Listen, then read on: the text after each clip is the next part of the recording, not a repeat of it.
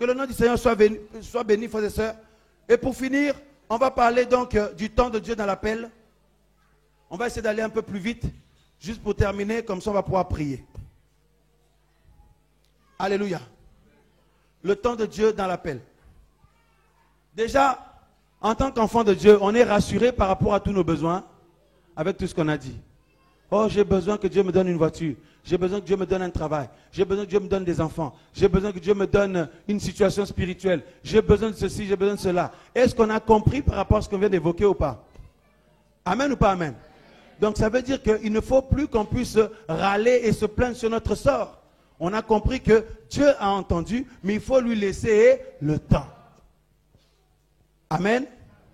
Voilà, donc on va prendre 1 Samuel chapitre 15.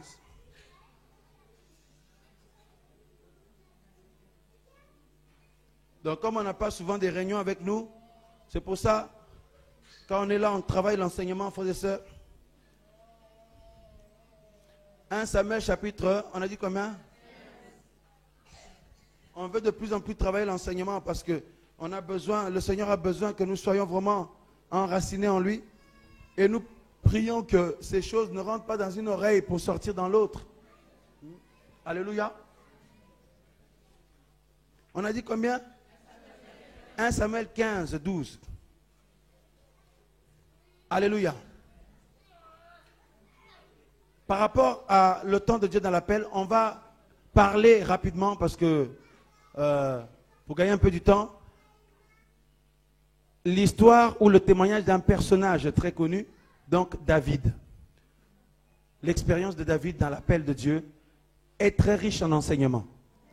Pour nous, fils et filles de Dieu, pour nous, enfants de Dieu, pour nous qui croyons en Dieu, c'est très riche en enseignements l'attitude de cet homme par rapport à l'appel qu'il avait reçu et dans les conditions dans lesquelles il l'avait reçu. Et son comportement par la suite. C'est vraiment très très enrichissant. Regardez avec moi rapidement 1 Samuel chapitre 15 verset, donc on a dit 12. Alléluia. Il a dit ceci. Puis Samuel se leva de bon matin. Donc là on parle du temps de Dieu dans l'appel. Hein. Puis Samuel se leva de bon matin pour aller rencontrer Saül. On lui rapporta que Saül venu à Carmel s'est érigé un monument, puis s'en est retourné pour enfin descendre à Gilgal. Samuel se rendit auprès de Saül et Saül lui dit, sois béni de Yahweh, j'ai exécuté la parole de Yahweh. Samuel dit, quel est donc ce bêlement de brebis qui parvient à mes oreilles et ce mugissement de bœuf que j'entends? Et Saül répondit, ils les ont emmenés de chez les Amalécites, car le peuple a épargné les meilleures brebis et les meilleurs bœufs pour les sacrifier à Yahweh ton Dieu. Et nous avons détruit le reste, nous l'avons dévoué par interdit. Samuel dit à Saül, laisse-moi et je te déclarerai ce que Yahweh m'a dit cette nuit. Et il lui répondit, parle. Samuel dit, n'est-il pas vrai que quand tu étais petit à tes yeux, tu as été fait chef des tribus d'Israël et Yahweh t'a oint pour roi sur Israël? Yahweh t'avait envoyé dans cette expédition et t'avait dit, va et détruis ces pécheurs, les Amalécites, et fais-leur la guerre jusqu'à ce qu'ils soient exterminés. Pourquoi n'as-tu pas obéi à la voix de Yahweh? T'es-tu jeté sur le butin? As-tu fait ce qui déplaît à Yahweh? 20. Et Saül répondit à Samuel, j'ai pourtant obéi à la voix de Yahweh et je suis allé par le chemin par lequel Yahweh m'a envoyé. Et j'ai emmené Agag, roi des Amalécites, et j'ai dévoué les Amalécites par interdit. 21. Mais le peuple a pris des brebis, des bœufs, du butin, comme prémisse de ce qui devait être dévoué pour sacrifier à Yahweh ton Dieu, à Gilgal. Samuel répondit, Yahweh prend-il plaisir aux holocaustes et aux sacrifices, autant qu'à l'obéissance à sa voix? Voici l'obéissance vaut mieux que les sacrifices, et l'observation de sa parole vaut mieux que la graisse des béliers. Car la rébellion est un péché autant que la divination, et la résistance ne l'est pas moins que l'idolâtrie et les téraphimes. Puisque tu as rejeté la parole de Yahweh, il te rejette aussi, afin que tu ne sois plus roi. Et Saül répondit à Samuel, j'ai péché parce que j'ai transgressé le commandement de Yahweh. Ainsi que tes paroles, car je craignais le peuple et j'ai obéi à sa voix. Mais maintenant, je te prie, pardonne-moi, pardonne mon péché et reviens avec moi que je me prosterne devant Yahweh. Et Samuel dit à Saül, je n'irai pas avec toi parce que tu as rejeté la parole de Yahweh. Yahweh te rejette afin que tu ne sois plus roi d'Israël. Comme Samuel se détournait pour s'en aller, Saül le saisit par le pan de son manteau qui se déchira. Alors Samuel lui dit, Yahweh déchire aujourd'hui le royaume d'Israël de dessus toi et le donne à un autre qui est meilleur que toi. Amen. Voilà. Alors, le temps de Dieu dans l'appel. On connaît ici l'histoire de Saül. C'était un homme qui n'était même pas issu d'une famille royale, que Dieu a choisi comme ça, par grâce, pour l'établir souverain de son peuple, en fait dirigeant de son peuple. Et par la suite, à cause de la fonction ou de l'appel de Saül ou de sa responsabilité, il a perdu la simplicité, Saül a perdu l'obéissance, Saül a perdu, bien aimé, le cœur d'enfant qu'il avait au début. À cause de ce que Dieu lui avait confié, de la grandeur de ce peuple, de cette responsabilité. Et la Bible dit qu'il a commencé carrément à désobéir à la parole de Dieu. Dieu lui dit de faire quelque chose, lui fait le contraire. Et pour finir, le Seigneur l'a jugé. La Bible dit, il a décidé de, bien aimé, de le bannir, qu'il ne soit plus roi d'Israël. Et il a choisi quelqu'un d'autre. Samuel dit, Dieu a déjà choisi quelqu'un d'autre. Et Saül est encore vivant.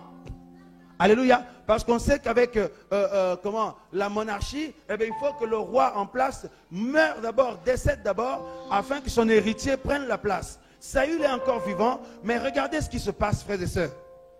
Dieu l'a rejeté. Donc nous voulons étudier ce qui s'est passé avec David rapidement et nous finirons par là. 1 Samuel 16, verset 1. Yahweh dit à Samuel, jusqu'à quand mèneras-tu deuil sur Saül? Parce que Samuel était tellement triste parce qu'il avait assisté à l'évolution de Saül. Il avait assisté quand Saül était simple, il était obéissant au Seigneur, il était passionné du Seigneur. Il a vu la dégringolade qu'a été sujet Saül. Donc comment il est tombé dans l'orgueil et dans la désobéissance et il pleurait sur lui. Et le Seigneur dit à Samuel, son prophète, il dit, jusqu'à quand mèneras-tu deuil sur Saül, vu que je l'ai rejeté? Frère, sœur, ça fait peur vraiment. Alléluia. Donc on peut être là comme ça, eh bien toi tu crois que ça va, mais Dieu dit qu'il t'a rejeté, frère. C'est pour ça, bien aimé, il faut vraiment ne pas être distrait pour être toujours du côté du Seigneur, quoi. Il dit, vu que je l'ai rejeté, afin qu'il ne règne plus sur Israël, remplis. Et le Seigneur dit à Samuel, son prophète, remplis ta corne d'huile. Vous voyez, il dit, remplis ta corne d'huile et viens. Je t'enverrai chez Isaïe, Bethlémite, car je me suis pourvu d'un de ses fils pour roi. Frère, suivez très bien ici, c'est important, le temps de Dieu dans l'appel. Que ce soit Dieu t'a appelé dans le domaine musical, que ce soit Dieu t'a appelé pour prêcher la parole de Dieu, Dieu t'a appelé pour prier pour les malades, Dieu t'a appelé pour aller vers les démunis, Dieu t'a appelé pour faire un service quelconque dans son royaume, eh bien, bien aimé, il y a des principes. Et la Bible dit que le Seigneur dit à Samuel, il dit, arrête de pleurer sur Saül, sur son sort, parce que je l'ai rejeté. Mais il dit par contre, viens, remplis d'huile ta corne, donc, et puis viens, je vais t'enverrer quelque part chez un homme qui s'appelle Isaïe. Alléluia. Il dit, je me suis pourvu. Donc ça veut dire Dieu l'a choisi et c'est fait déjà. Alors que Saül est encore en vie. Il dit, je me suis pourvu quelqu'un d'autre pour devenir roi de mon peuple. Frère, dans l'appel de Dieu, première chose à savoir, déjà le temps de Dieu, frères et sœurs, et déjà ce n'est pas nous-mêmes qui imposons, bien aimé, l'appel ou qui cherchons à rentrer dans l'appel ou à faire l'appel, c'est Dieu qui arrête un temps pour qu'on y rentre. Déjà à la base, il faut déjà avoir reçu l'appel. Il ne faut pas se l'auto, je ne sais pas comment là, hein? Il faut beaucoup d'humilité. Les appelés de Dieu ne se revendiquent pas comme appelés. Les appelés de Dieu se mettent au fond là-bas. C'est un langage, hein, ce n'est pas par rapport à la réunion. C'est-à-dire qu'ils ne cherchent pas à prendre les devants. Il ne cherche pas à se manifester. Il ne cherche pas à dire que non, moi j'ai ci, moi j'ai ça, moi j'ai quelque chose de Dieu. Non, ils ont quelque chose de Dieu, ils le savent. Mais ils sont dans leur coin comme les autres. Et Dieu parle à quelqu'un d'autre pour eux. Parce que si Dieu ne parle pas à quelqu'un d'autre pour toi, c'est-à-dire que c'est toi-même qui tu t'es auto-proclamé serviteur ou tu es rentré dans quelque chose comme ça. Il faut que Dieu parle à d'autres pour toi. Toi-même ne te rends pas témoignage de toi-même. C'est pour ça que Paul disait que chacun de nous, bien-aimé, soit rempli de sentiments d'humilité. Que chacun, bien-aimé, se considère comme lui-même étant, voyez un peu, que chacun n'ait pas une grande opinion de soi-même. C'est ce que la Bible dit. Mais aujourd'hui, nous sommes dans une époque où, frères et sœurs, au nom de Jésus, soi-disant, beaucoup de personnes ont une grande opinion d'eux-mêmes. Et ils rentrent eux-mêmes dans l'appel, ils s'autoproclament au appel de Dieu, mais ils ne laissent pas les autres le dire et le témoigner. Même si ce n'est pas un frère que Dieu utilise, qui est connu, tout ça là, mais tu vas voir, Dieu va passer par 1, 2, 3, 4 personnes qui vont avoir le même langage pour confirmer ce que Dieu a mis en toi. Et toi-même, au fond, tu sais que Dieu t'a appelé, mais tu ne vas pas le dire. Laissez-moi prêcher, laissez-moi chanter parce que j'ai une grâce. Voilà comment certaines personnes font. Dans certaines assemblées, il y a des sœurs comme ça. Hein? Laissez-moi chanter parce que j'ai une grâce. Laissez-moi prêcher parce que j'ai des messages. Laissez-moi prophétiser parce que j'ai la grâce de la prophétie. Laissez-moi prier pour le malade parce que j'ai le don de guérison. Oh, tu as reçu une grâce de Dieu. Reste tranquille. Dieu sait, il te connaît. Comme il a dit ici, il a dit je me suis pourvu. C'est-à-dire qu'il te connaît, frère, sœur. Parce que si tu ne restes pas tranquille, tu vas t'exposer. Déjà directement, dès que tu dis comme ça, c'est déjà de l'orgueil. Déjà, on se pose des questions sur ton appel. Amen ou pas amen? Et il dit, je me suis pourvu, frères et sœurs, l'un de ses fils pour roi. Et Samuel dit, comment irai-je, car Saül l'apprendra et il me tuera. Et Yahweh répondit, tu emmèneras avec toi une jeune vache du troupeau et tu diras je suis venu pour sacrifier à Yahweh et tu inviteras Isaïe au sacrifice et je te ferai savoir ce que tu auras à faire et tu moindras celui que je te dirai, frère. Donc je vais marquer quand même l'accent du côté où Dieu lui-même il sait qu'il a besoin, il le sait. Tu sais, que ce soit dans l'œuvre missionnaire que tu fais, dans l'œuvre sociale que tu fais, dans l'église de maison où tu es, dans l'assemblée où tu es, frère, il ne faut pas que ce soit toi-même qui t'es mis là. Il faut que ce soit venu d'un autre. Je vous assure, alléluia, c'est important. Comment reconnaît-on les vrais appelés des autres, les vrais appelés de Dieu? Eh bien, Dieu parle aux autres pour eux. Amen ou pas amen? Mais ils ne viennent pas eux-mêmes parler d'eux, jamais. David, personne ne le connaissait. David, bien aimé, personne ne le considérait. Mais Dieu le connaissait. Lui s'occupait d'être connu par Dieu. C'est pour ça que je vous dis, le début de toute chose, c'est cherche à plaire à Dieu. Comme on l'a dit. Le reste, c'est Dieu qui s'en occupe. Tu sens en toi un appel, laisse Dieu confirmer à d'autres pour toi. Et en plus, Dieu le fera en son temps. Non mais là je sens qu'il y a quelque chose de fort là, il faut vraiment que là il faut que je me lève. Mais est-ce que Dieu a vraiment confirmé? Et quand Dieu confirme, tous les voyants sont au vert.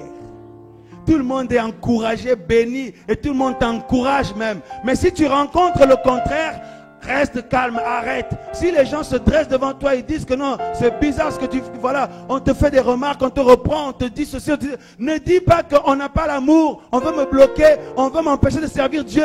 Ne dis pas ça, mais prends ça comme un langage. Parce que si c'était le temps de Dieu, personne ne viendra se dresser. Parce que tous les voyants seraient au vert. Au contraire, tous les autres t'encourageraient même dans ce sens. Bien sûr qu'il y aura l'adversité, mais il y aura plus ceux qui t'encouragent et ceux à qui Dieu a parlé que les adversaires. Dis à ton voisin, le temps de Dieu dans l'appel. Wow, je crois que ça c'est important parce que tout le monde est calme, là tout le monde écoute. Dieu dit à Samuel, il dit, tu vas me oindre celui que moi je vais te dire. Tu dis que Samuel, lui, il aurait pu vouloir oindre quelqu'un d'autre. Dieu dit non, non, je me suis pourvu quelqu'un. Frère, vous croyez que Dieu a choisi comme ça en faisant un casting? Non, non, un casting physique, tout ça. Non, il s'agit de quel parfum on dégage devant Dieu. Dieu te regarde, il regarde la responsabilité. Frère, alléluia. Regardez le verset. Voilà, on va aller à verset 4. Samuel fit donc comme Yahweh lui avait dit et alla à Bethléem. Les anciens de la ville, tous effrayés, accoururent au-devant de lui et lui dirent: ton arrivée annonce-t-elle la paix? Et il répondit: soyez en paix. Je suis venu pour sacrifier à Yahweh. Sanctifiez-vous et venez avec moi au sacrifice. Il fit sanctifier aussi Isaïe et ses fils et les invita au... J'ai pas entendu. À son entrée, il remarqua Eliab. Et il se dit: loin de Yahweh et certainement devant moi. Donc il a vu le grand frère de David qui était imposant physiquement. Il a dit: c'est certainement lui que Dieu a choisi. Alléluia. Et loin de Yahweh certainement devant lui. Le verset 7. Mais Yahweh dit à Samuel: ne prête pas attention à son apparence. C'est pour ça, ne minimisons pas l'âge des gens. Ne regardons pas l'âge des gens pour dire non, lui, elle, tout ça. Non, non, non, il ne faut jamais regarder l'apparence. Alléluia. Dieu lui dit, ne prête pas attention à son apparence, ni à la hauteur de sa taille, car je l'ai rejeté. Pourquoi? Parce que Dieu connaît sa vie. Ce n'est pas parce que Dieu n'est plus un Dieu d'amour, il fait du favoritisme. Non, pas du tout. Dieu connaît sa vie. Il sait que ce n'est pas quelqu'un qui est consacré. Amen. Il sait que ce n'est pas quelqu'un qui a le cœur pour Dieu. Il le sait. Yahweh ne considère pas ce que l'homme considère. Car l'homme considère ce que voient les yeux. Mais Yahweh regarde au cœur. Puis Isaïe appela Abinadab et le fils passait devant Samuel. Et il dit: Yahweh n'a pas non plus choisi celui-ci. Isaïe fit passer Shama. Et Samuel dit: Yahweh n'a pas non plus choisi celui-ci. Ainsi Isaïe fit passer 7 fils devant Samuel. Et Samuel dit à Isaïe: Yahweh n'a pas choisi ceux-ci. Oh, tout ce monde-là. 11. Puis Samuel dit à Isaïe: sont ceux-là tous tes garçons? Et il dit, il était poussé par l'esprit vraiment. Il dit: sont-ils là? Donc voilà, sont ceux-là tous tes garçons? Et il dit: il reste encore le plus jeune. Dis à ton voisin: le plus jeune. Seulement il fait paître les... Alors Samuel dit à Isaïe: envoie-le chercher, car nous ne retournerons pas avant qu'il ne soit venu ici. Et il le fit donc venir. Il était roux, avec des beaux yeux et une belle apparence. Et Yahweh dit à Samuel: lève-toi et oins-le. Waouh! Car c'est lui que j'ai choisi. Alors Samuel prit la corne d'huile et l'oignit au milieu de ses frères. Et depuis ce jour-là, l'esprit de Yahweh saisit David. Et Samuel se leva et s'en alla à Rama. Alléluia! Ne regarde pas l'âge physique des gens. La grâce de Dieu, c'est la grâce de Dieu. Par contre, frères et sœurs, David était occupé à faire paître le troupeau là-bas. Il avait le fardeau de l'œuvre. Il avait le fardeau de la responsabilité. Les autres étaient à la maison, là, ils mangeaient, ils étaient là. Le prophète est là. Chacun montrait son apparence, tout ça là. Dieu dit à Samuel: non, c'est pas lui. Il n'est pas consacré à moi. Il n'a pas forcément à cœur mon œuvre. Mais David, frère, tout le monde était là. Lui, il est parti bosser. Dis à ton voisin: il est parti bosser. Pendant que les gens ne te considèrent pas, toi reste au travail avec ton Dieu. soit dans la prière, soit dans les encouragements aux autres, mais sois discret. Parce que David, déjà à cause de son âge, il était négligé parce qu'il était plus jeune que les autres. Mais par contre, David ne s'imposait pas. Il ne venait pas pour dire, je garde le troupeau, j'ai une grâce quand même, tout ça. Non, il était à sa place. Quand il faut faire l'œuvre, il va, il fait, dans la simplicité, et puis il se range. Il respectait ses grands frères. David n'était pas impoli. Parce que ce sont des valeurs que Dieu demande, tout ça là.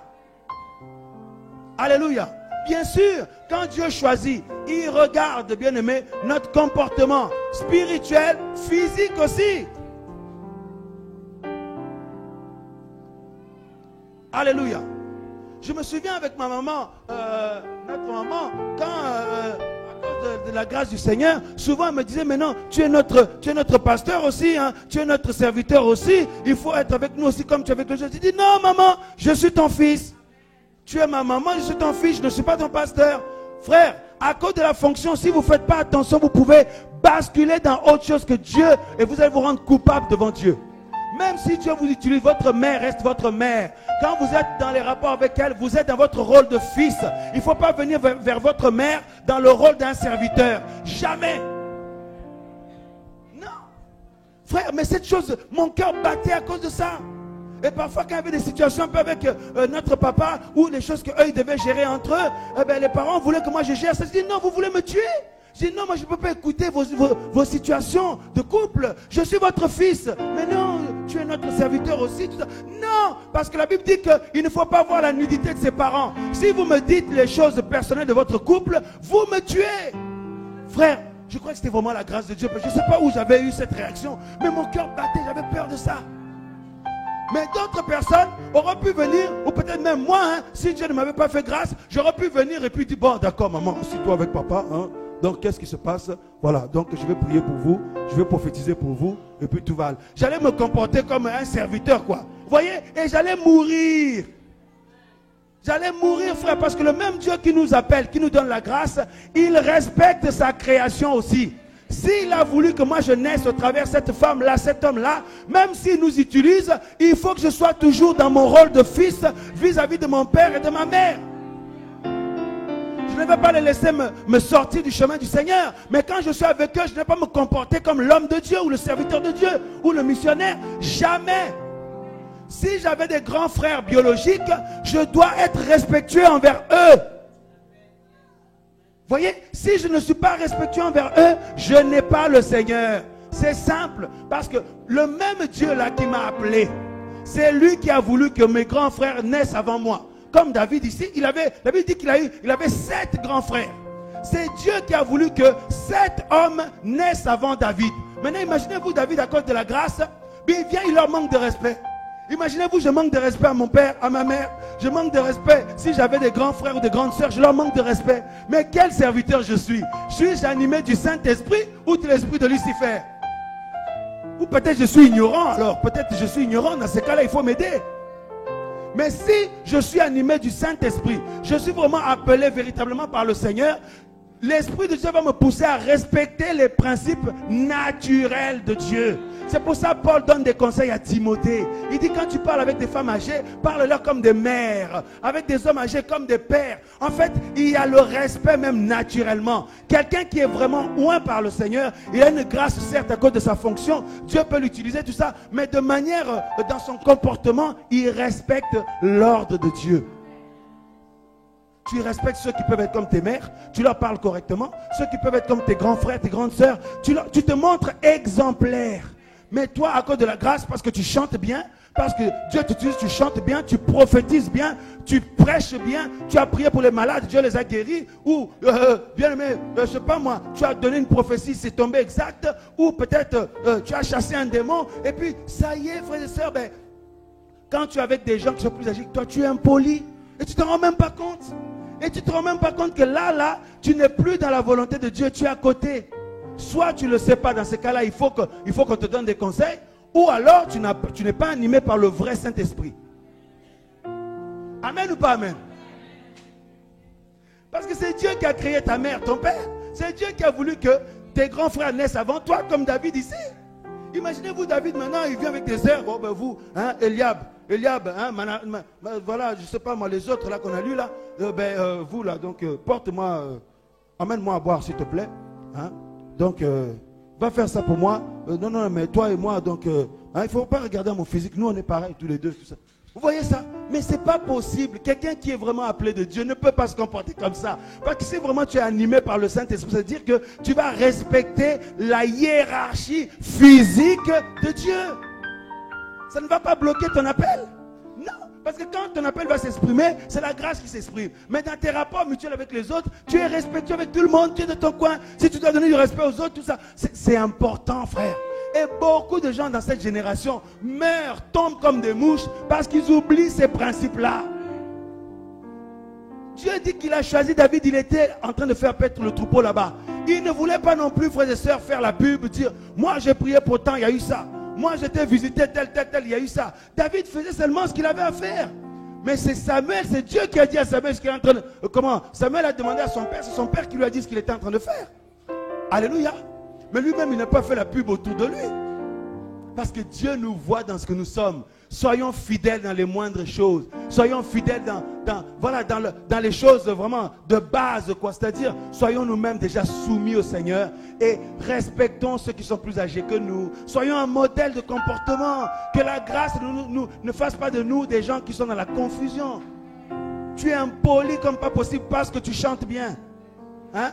Et puis, les gens qui voient ça, ça casse. Ils se disent, mais c'est quoi cette grâce de chant là? Je ne comprends pas. Quand elle chante, il y a l'onction. Mais quand je regarde son comportement, c'est tellement contradictoire, c'est tellement opposé. Non, mais je me demande quel esprit l'anime. Et puis, ce genre de personnes disent, non, mais il ne faut pas regarder à mon comportement, il faut regarder à la grâce. Hein?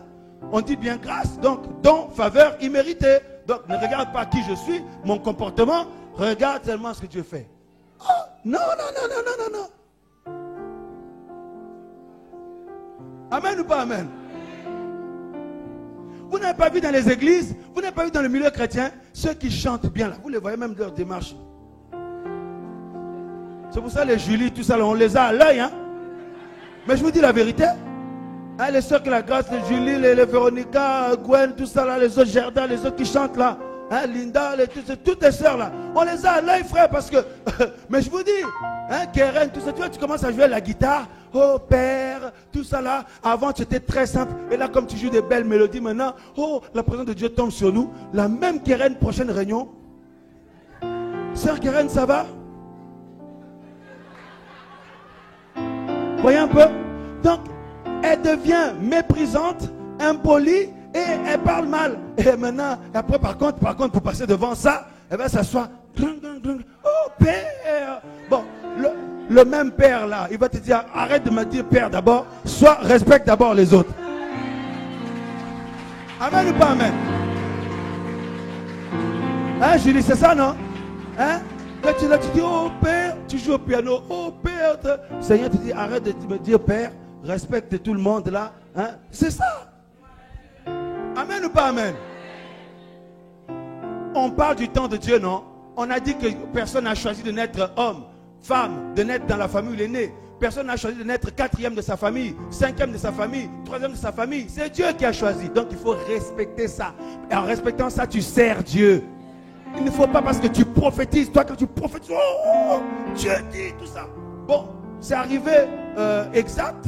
Maintenant là, oh, quand tu rentres, on sait déjà que non, c'est le frère qui prophétise. Donc, il a une démarche, un comportement de celui qui prophétise, quoi. C'est-à-dire que quand tu viens lui dire bonjour, rien que son regard cherche à discerner quelque chose chez toi. Mais, attends, mais je te salue, salue-moi en tant que frère. Toi, tu lui dis bonjour, lui, il regarde qu'est-ce qu'il va discerner là. Oh, Dieu me montre. Dieu te montre quoi? Hein? Arrête ton orgueil. Dis à ton voisin, arrête ton orgueil. Parce qu'avant de dire Dieu me montre là, tu es d'abord frère. Sois poli. C'est pour ça même l'évangélisation, on l'a dit hier, hein, il y a des gens, ils viennent, ils voient les gens dans la rue. Jésus-Christ t'aime, hein, l'enfer existe dans toi. Mais dis bonjour à la personne. Bonjour, voilà, on est en train de parler de la parole de Dieu. Je ne sais pas si vous avez quelques minutes à en parler avec nous. Si la personne refuse, laisse-le tranquille. Hein? Toi, l'enfer existe, hein? Jésus-Christ revient, hein? Tout ça là. Et il y en a même qui commencent à prophétiser. Oh, bah. Et là, il est dehors, hein? Au marché ou je sais pas dans la rue. Oh, bah. Dieu me dit de vous dire, oh, répentez-vous. Oh, Mais le pasteur vous dit, mais c'est qui ça, Appelez l'ambulance, appelez le SAMU vite, appelez les pompiers qu'on aille l'interner. Amen ou pas amen? Les dons spirituels, c'est pour l'église. Toi, déjà, tu es immature. Déjà, tu ne veux même pas être enseigné. Tu te lèves déjà pour aller faire des choses. Tu utilises les dons spirituels dehors dans la rue. Mais ce n'est pas pour la rue. C'est pour l'église. Amen ou pas amen? Voyez un peu le mélange, un peu. Le temps de Dieu dans l'appel. C'est-à-dire que l'appel est là. On va le voir. Mais il faut laisser Dieu aplanir ton sentier. Regardez. Une fois que Samuel a oint David, qu'est-ce qui s'est passé? Ensuite, à partir du verset 14, David est rentré au service du roi Saül. Amen ou pas amen? Voilà. Et ensuite, mes bien-aimés. Et voilà. Ensuite, il y a eu le combat contre Goliath, non? Amen ou pas amen? Voilà. Il y a eu le combat contre Goliath. Et vous savez ce qui s'est passé? Alléluia. Regardez dans le chapitre 18. Tout le monde connaît l'histoire de David avec Goliath. On ne va pas le lire, tout le monde le connaît. C'est-à-dire que l'armée d'Israël, avec Saül et Jonathan, était en guerre contre les Philistins et ils avaient un géant terrible. Tout le monde était tétanisé par ce géant. Et David, parce qu'il était rempli de l'Esprit de Dieu, et surtout parce qu'il était dans son coin, Dieu le préparait. Il allait faire paître les brebis. Dieu le préparait là-bas parce qu'il avait déchiré des lions là-bas. Il avait confronté des animaux sauvages là-bas. Mais il n'était pas venu dire aux gens, tu sais que moi j'ai vaincu un lion là. Tu sais que la dernière fois, sur mon chemin, j'ai rencontré un ours. Dieu m'a saisi, je l'ai détruit, l'ours. Tu vois, David ne faisait pas ça. Il n'a rien dit à personne, mais Dieu savait. Cette voisin soit comme David.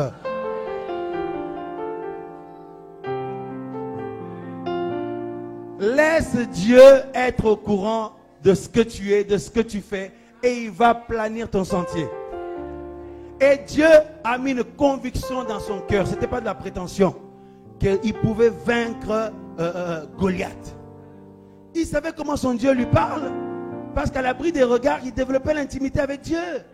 Au lieu de courir après l'appel, ne cours pas après l'appel. Cherche à être consacré à celui qui appelle. C'est tout. Ne cherche pas l'appel, cherche à vivre Christ. Beaucoup cherchent des dons. Ne cherche pas le don de prophétie. Ne cherche pas le don de chanter ou de prêcher. Ne cherche pas le don de guérir les malades. Ne cherche pas les dons. Cherche le donateur. Quand tu trouves le donateur, tu as tout en même temps avec toi. David, c'est ce qu'il avait fait. Il cherchait le donateur. Il avait une relation avec le donateur. Du coup, il savait comment son Dieu lui parle. Il savait la puissance de Dieu. Il ne doutait pas un instant que malgré ce géant-là, le Dieu qui était dans le secret avec lui pouvait terrasser ce géant. Amen ou pas amen? Frères et sœurs, on connaît la suite. Dieu l'a miraculeusement utilisé puissamment. David a vaincu Goliath. Et tout ça, mes bien-aimés, Saül était toujours en vie, hein? Saül était toujours en vie. On n'a pas vu David organiser une équipe pour aller détrôner Saül. Amen ou pas amen?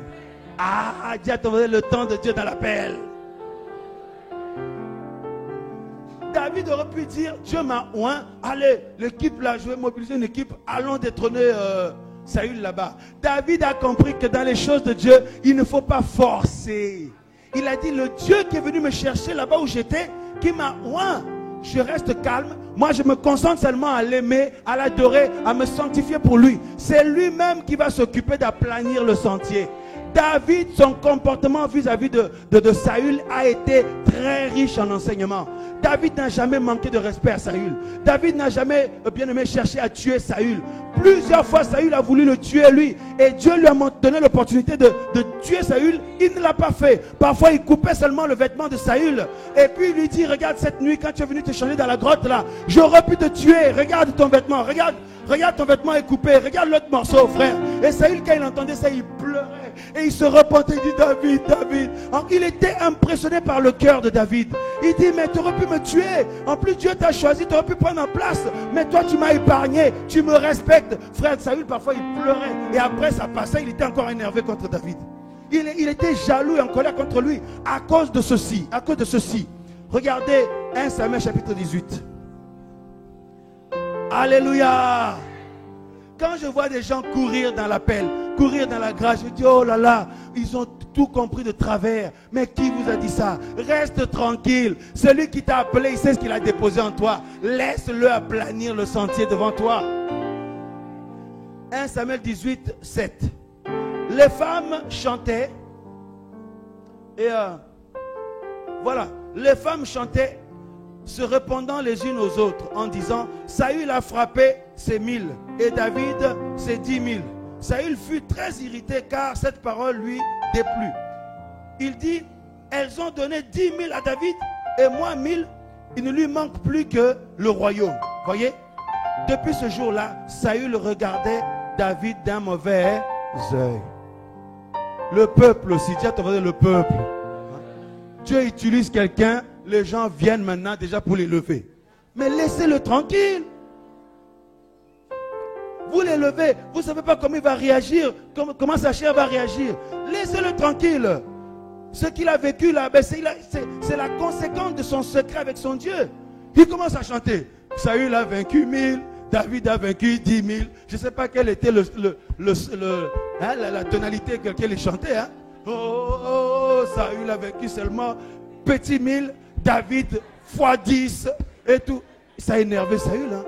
Ça a énervé Saül. Tu vois ma soeur? Saül dit, mais moi je suis le roi. Il chante pour ce petit-là. Il lui manque plus que le royaume. Ben, donnez-lui aussi mon royaume pendant que vous y êtes là. Et Saül était en colère contre David. Frère, sœur. C'est horrible, hein, quelqu'un que Dieu a rejeté. La personne vit l'enfer. Hein, parce que la Bible dit que Saül était tourmenté par des esprits impurs. Il fallait que le même David vienne chanter jouer des cantiques avec son instrument à cordes pour que Saül soit apaisé. Saül était tourmenté. C'est pour ça, mon frère, ma soeur, je ne te souhaite jamais que Dieu te rejette. Hein? Jamais. Et moi-même aussi, je ne me le souhaite jamais. Ça doit être horrible. Imaginez-vous quelqu'un, par exemple, qui a perdu la présence de Dieu. Hein? Si quelqu'un l'a déjà vécu, vous avez vu ce que ça fait? Que Dieu nous aide.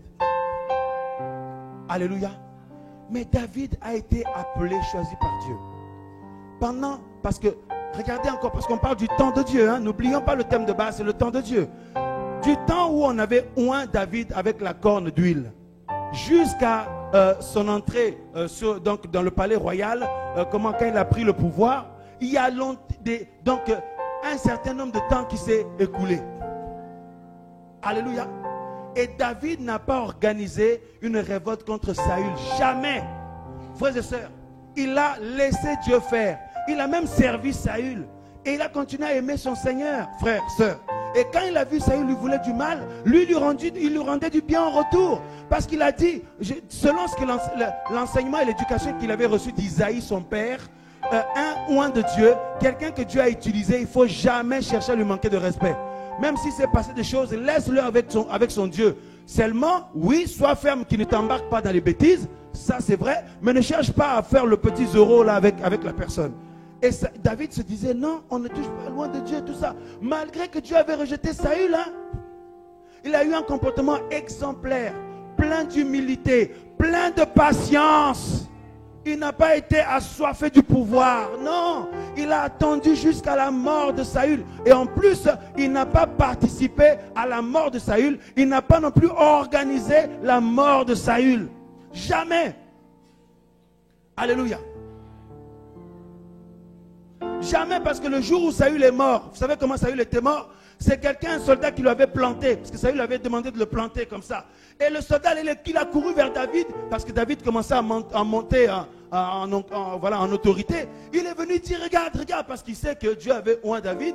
Il dit que si Saül meurt, c'est lui qui va prendre le trône. Il vient pour dire, regarde, Saül vient de mourir, il m'a dit ceci, cela. Il lui a demandé de le planter, il l'a fait, il est mort. La personne est venue pour se vanter auprès de David, frère. Au lieu que, parce qu'il pensait que David allait le couronner, le féliciter. Vous voyez? Il pensait que David allait dire, merci, tu m'as rendu service, maintenant je vais prendre le trône. Mais David a pleuré amèrement Saül. Alors que Saül voulait le tuer, David a pleuré Saül. Et David a ordonné la mort de cet homme-là. Il a dit, le sang de Saül va tomber sur lui. Il a ordonné qu'on puisse tuer cette personne. Et il a mené un deuil national à cause de Saül. Waouh! Quel exemple! Il n'a pas eu un cœur tordu pour faire bouger les choses. Parce que sous peine que j'ai une grâce, sous peine que Dieu m'a appelé, je sens en moi une grâce, donc il faut que ça bouge. Laissez-moi faire, laissez-moi prier pour les malades, laissez-moi aller faire les visites, laissez-moi gérer, laissez-moi chanter, laissez-moi prêcher, laissez-moi... Jamais David était calme. Waouh! Vous pouvez dire, bon ben attends, qui prie d'habitude pour les malades là? Hein? C'est qui prie pour les malades d'habitude? Bon, il va le faire ou il ne va pas le faire? Parce que moi j'ai une grâce pour prier pour les malades, je peux prier là. Tu vois, David, jamais il était dans son coin. Alléluia. Mais Dieu s'occupait de tous ses ennemis. Un à un. Et le pire de tout ça, et là où je vais mettre l'accent, David a eu les mains pures du sang de tous ses ennemis. Il est rentré sur le trône étant pur. Vis-à-vis de ses ennemis, hein, je dis. Hein. Tu vois? Alléluia. Et ça a pris du temps. Du temps, bien aimé. Saül a continué à être roi pendant très longtemps. Plusieurs années même. Plusieurs années, David était là. Il continuait ce qu'il faisait. Il adorait son Dieu. Il s'occupait. Parfois, il avait un groupe de personnes qui étaient avec lui, etc. Parfois, il était au service de Saül. Parfois, il s'occupait de... Voilà, il a persévéré dans ce qu'il faisait avant. Il n'a pas dit maintenant, il faut que je passe à l'action. Non, quand Dieu nous appelle, le temps où Dieu nous oint, il nous donne l'appel. Et le temps où on rentre dans l'appel, il y a un temps qui s'écoule. C'est pour ça qu'on parle le temps de Dieu. Si tu rentres dans l'appel trop tôt, tu vas mourir, tu vas tomber. Tu vas tomber dans des choses, tu ne seras plus récupérable. Laisse Dieu aplanir ton sentier et tu rentres dans l'appel de Dieu au temps de Dieu. S'il y a des gens qui sont là, qui veulent gérer, qui font, laisse-les faire. David n'a pas cherché la confrontation avec ses grands frères. Il y a des gens qui courent après le ministère. Ils veulent gérer. Vous croyez qu'on ne voit pas? On voit, moi. Vous croyez que je ne sais pas ceux qui veulent gérer? Je sais. Mais je vous dis la vérité. Quand on m'appelle, des soeurs qui m'appellent, me disent, frère Sylvain, regarde, il y a ci, telle personne, il y a des frères, tout ça là, qui m'appellent, pas tout le monde, pas tout le monde, il y en a qui m'appellent, il n'y a rien à voir avec ça, mais d'autres m'appellent pour descendre les autres, pour chercher un peu à voir, pour pouvoir qu'on leur dise, non, mais maintenant toi gère. Tu crois que je ne vois pas, mais on voit. Je ne te le dis pas parce que si je te le dis, ça va te faire mal. Et je n'ai pas envie de faire ça. Mais je laisse, mais je vois très bien. Et je prie dans les coulisses. Je me dis, lui là, elle là, que Dieu l'aide parce que sinon... Il y en a qui veulent gérer. Les choses de Dieu, il ne faut pas chercher à gérer. Je parle des choses spirituelles surtout. Hein. Tout ce qui est organisationnel, les dons et les talents naturels qu'on a reçus, on le met au service des uns des autres. Si tu as des facultés à faire ceci, cela, tu mets au service pour qu'on fasse avancer les choses. Mais sur le domaine spirituel, sois à ta place. Sois tranquille. Tu es appelé. Ne prends pas le risque d'être en concurrence avec d'autres. Non. Amen. Frères, sœurs. Et quand on a reçu le vrai appel aussi, hein, c'est Dieu lui-même qui vient nous chercher.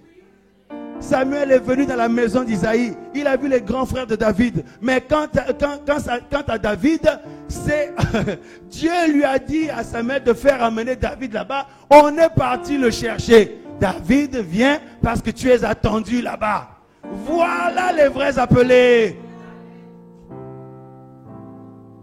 Mais nous, on se propose. Amen ou pas amen? Qui délivre les gens ici? Hein? Ils vont délivrer ou pas? Parce que moi j'ai une grâce pour délivrer. Hein? Je peux le délivrer. Amen ou pas amen? Qui prêche ici? Personne ne va prêcher? Moi je peux prêcher. Hein? Personne chante là? Non mais je vois le... Moi, vraiment, si je me mets au piano là, vraiment, ma soeur, je pense que les frères et sœurs ne seront pas déçus. Hein? Bon, il ne dit pas ça parce que j'essaie d'exagérer là. Mais tu vois, on négocie. Personne chante là. Moi, je peux chanter hein, pour la gloire du Seigneur, si vous voulez. Hein. On le dit bien, voilà, on le présente bien. Oh, reste tranquille. C'est mieux qu'un jour, quelqu'un t'a vu jouer au piano et chanter et que lui, il dise, ah, le frère là, il joue bien, il chante bien. C'est mieux. Et connecte, toi, frère, s'il te plaît, est-ce que tu peux jouer? Sœur, tu peux jouer? C'est mieux. Bon, pas toi, Julie, hein, parce que toi, on n'a pas besoin de venir te demander encore. Mais je te donne des exemples. Parce que si aujourd'hui, toi, tu dis, non, moi, je ne joue plus, j'attends qu'on vienne m'appeler. Ça, c'est pas bien. Ça fait que tu es fier. Tu vois? Donc, comprenez bien dans quel sens je parle. Hein? Amen. Donc, dans d'autres cas de figure, quoi. Tu vois? C'est mieux que de non. Non, j'ai déjà vu la sœur là chanter, prêcher, le frère là prêcher. Là, il a vraiment une grâce. Hein? Et on peut lui laisser la parole, quoi. C'est comme ça. Mais nous, aujourd'hui, c'est nous-mêmes. Hein? Ça va? Moi, j'ai une grâce. Personne chante là. Personne prêche. Moi, je peux. Voilà. Dis à ton voisin, soyons comme David. Les vrais appelés, ils ont même peur de l'appel. Ils ont peur. Ça, c'est une des caractéristiques des vrais appelés. Je dis, oh non. Vous savez pourquoi ils ont peur? Ce n'est pas la peur de tétaniser. C'est la crainte de Dieu, en fait. Ils se disent, j'aime tellement le Seigneur. Qu'est-ce que moi je peux dire à ses enfants? Qu'est-ce que moi je peux faire? Je n'ai pas envie d'égarer les gens. Je n'ai pas envie de faire n'importe quoi. Ça, c'est les vrais appelés. Et Dieu utilise les autres pour insister sur toi. Non, ma soeur, s'il te plaît, il faut... ma soeur, mon frère, tout ça. Il faut laisser Dieu utiliser les gens qu'on vient t'appeler. C'est pour ça que j'ai aimé la réaction de certaines personnes parfois. Quand il y en a, ils veulent partager le butin. Ah non, moi je vais prêcher, je vais être responsable dans cette église. Je vais être responsable dans l'église. C'est moi, je vais être responsable dans le social, dans le suivi, dans l'évangélisation, dans la musique, dans la prédication. Il y en a, ils lâchent. Ils lâchent, non, vas-y, faites. C'est pas la peine de discuter. Vas-y, toi, sois calme. Même si un diable, mais lui, il prêche pas, lui, il fait rien. On s'en fiche de ça. Le plus important, c'est que Dieu nous connaît. Et puis, de toute façon, le premier appel qu'on a reçu, ce n'est pas d'abord pour exercer les grâces. L'appel qu'on a reçu d'abord, c'est pour vivre le Seigneur. Voilà. Amen ou pas amen? Qui veut être comme David? Tout ça, ça nous parle à tous. Hein? Ça nous parle, frère. Tous. Le temps de Dieu dans l'appel. Si vous lisez la fin, vous lisez, bien-aimé, à la fin du livre, vous allez voir après la mort de Saül, alléluia, comment David a pleuré. Comment David a pleuré et il a organisé, bien-aimé, un deuil. Hein? Alors, ça veut dire quoi? Ça veut dire que ce qu'il faut retenir là-dedans, quand vous sentez en vous un appel, ce n'est pas de l'orgueil. Alléluia. C'est une vérité, c'est une réalité. Mais par contre, laissez Dieu, alléluia, aplanir les choses devant vous. Amen. Et pour entrer dans cet appel-là, ça peut prendre du temps comme David. Il a été oint, mais il a attendu des années. D'abord, il ne courait même pas après lui. Hein. Il ne courait pas après. Saül a continué à être roi pendant très longtemps. Alléluia.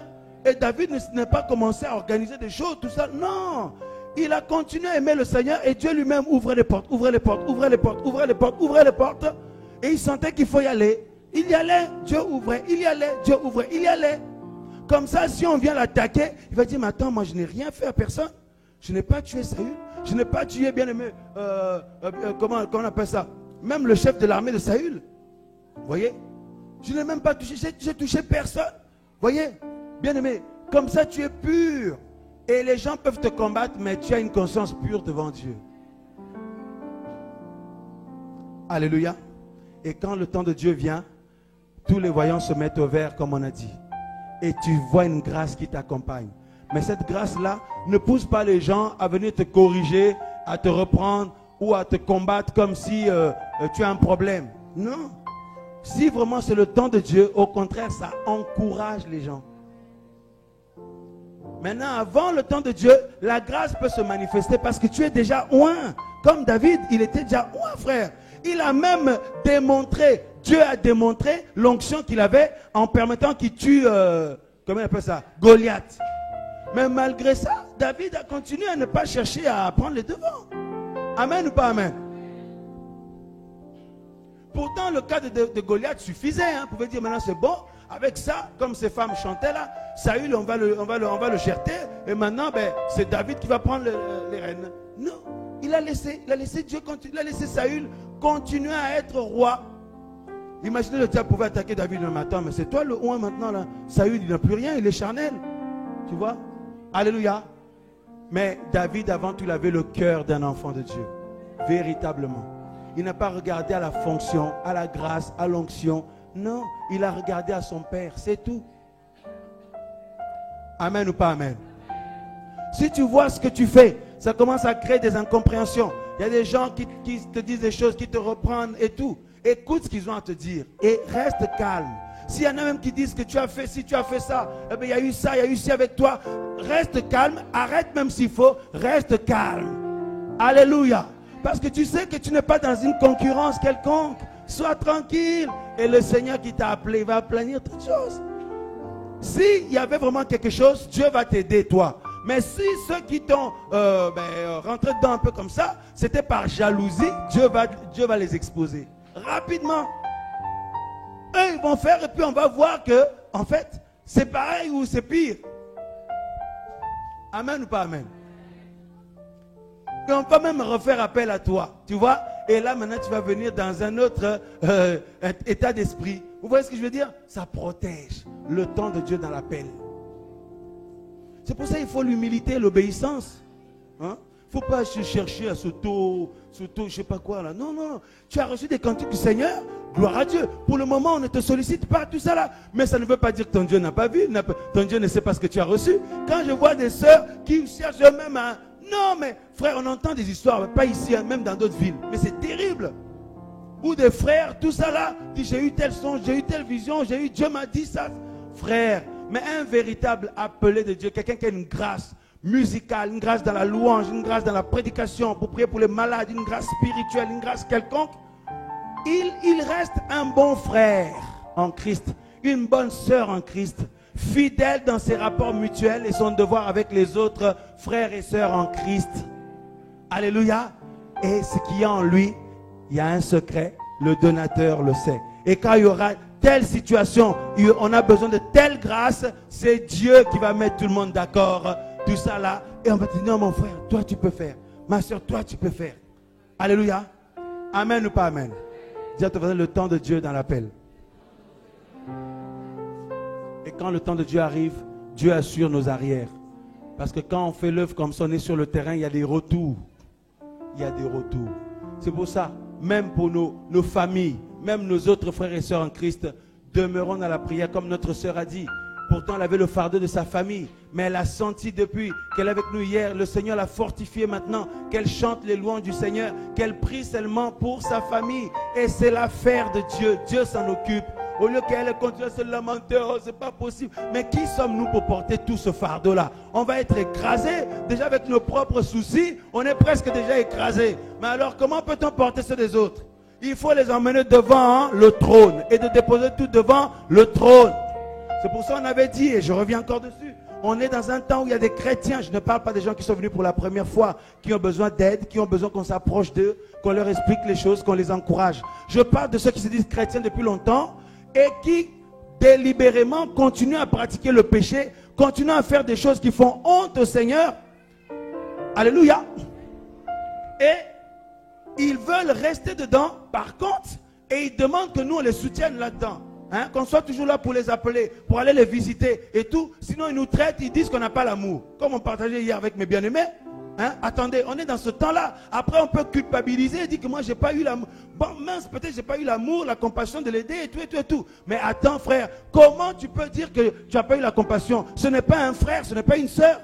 Un vrai frère, une vraie sœur regrette quand il tombe dans des choses, il fait des choses qui n'honorent pas Dieu. Il demande de l'aide dans le but de se relever, de se ressaisir. Mais ceux-là là qu'on parle, ben, tu viens les aider. Tu viens prier avec, l'encourager. Tu fais le suivi pendant des semaines et des semaines. Dès que tu pars, il retourne dans ces choses. Il appelle son ex, il va aller voir l'autre là-bas, il va voir, et du coup il est en train de te pomper l'onction. Après toi tu vas être vide, et tu ne peux même plus toi-même tenir ferme dans le Seigneur, ni être fortifié avec ta famille. On en parlait encore hier. Frère, on est dans le temps où il faut discerner. Quand vous voyez ça là, arrêtez tout de suite, laissez la personne. Si vous continuez à vouloir l'aider, vous êtes orgueilleux. C'est-à-dire que vous vous prenez plus grand, plus amour que Jésus-Christ. Parce que croyez-vous que avant que vous interveniez, Jésus n'a pas interpellé cette personne? Amen ou pas amen? Avant que nous on intervienne, Jésus a interpellé cette personne. Parce que Jésus veut sauver tout le monde. Surtout si la personne se dit chrétien. Jésus l'a interpellé. Ah non, vous n'avez pas l'amour. Vous n'avez pas l'amour, vous l'avez abandonné. Il fallait l'aider. Tu es dans le péché, ma soeur, à parler comme ça. Pendant que d'autres personnes qui veulent venir au Seigneur et saisir. Toi, tu veux passer 2 ans, 3 ans sous le même cas là, qui ne veut même pas suivre Jésus. Tu es en train de le forcer, mais arrête. On ne force pas les gens dans les choses de Dieu. Chacun doit être libre. C'est pour ça qu'il nous faut beaucoup d'humilité, parce qu'on a des sœurs et des frères Zorro, beaucoup de frères et sœurs Zorro ici. Ils se comportent comme si Jésus n'a pas interpellé la personne, comme si avant eux, d'autres personnes ne sont pas parties essayer de l'aider. Voilà, dis à ton voisin, arrête d'être Zorro. Dis à ton voisin, sois à ta place. Fais monter les requêtes vers Jésus et laisse Jésus faire. Dis-lui, occupe-toi de tes affaires. Mais c'est vrai, hein? Vous avez déjà vu nous-mêmes comment on a des problèmes? Hein? On a vu des hommes qui font souffrir leurs femmes à la maison. Mais par contre, ils sont toujours prêts à aller visiter les bien-aimés pour dire que le Seigneur vous fortifie. Hein? Ils vont aider d'autres couples qui ont des problèmes, mais eux-mêmes, leur couple ne va pas bien. Comment expliquer? On en a vu plein comme ça. Et le frère arrive, il donne des conseils. Hein? Donc il faut faire comme ça. Hein? Donc le couple, Dieu veut l'unité et tout et tout. Je me dis, mais leurs conseils ne les interpellent même pas. Alors qu'eux-mêmes, dans leur couple, ils ne sont même pas dans l'unité. Ils font souffrir leurs femmes. Et ils viennent, ils font la morale, ils donnent des conseils. Ils prient pour la personne comme ça. Ils disent, ah, le frère là, c'est vraiment le frère amour. Lui, c'est frère amour et sœur amour. Hein? Alors que ceux qui sont à la maison là-bas souffrent. Alléluia. On a vu des sœurs comme ça. Elle n'écoute même pas son mari, mais elle veut toujours aller donner des conseils aux autres.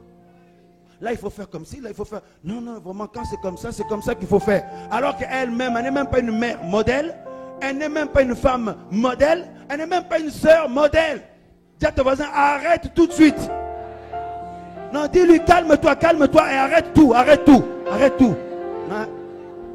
Voilà. Reviens dans la présence de Dieu. Apprends à être modèle. Comme ça, quand tu vas parler, eh bien, les autres qui t'écoutent, ils voient que toi-même tu essayes de vivre. On n'est pas parfait, mais ils voient quand même que tu essayes de faire des efforts pour vivre ce que tu dis. Mais toi-même, tu fais des dégâts partout et tu viens faire le moral aux autres. Amen ou pas amen? Ça va nous aider parce qu'on disait hier avec les bien-aimés, en ce temps de la fin, il y a beaucoup de gens qui ne veulent pas changer.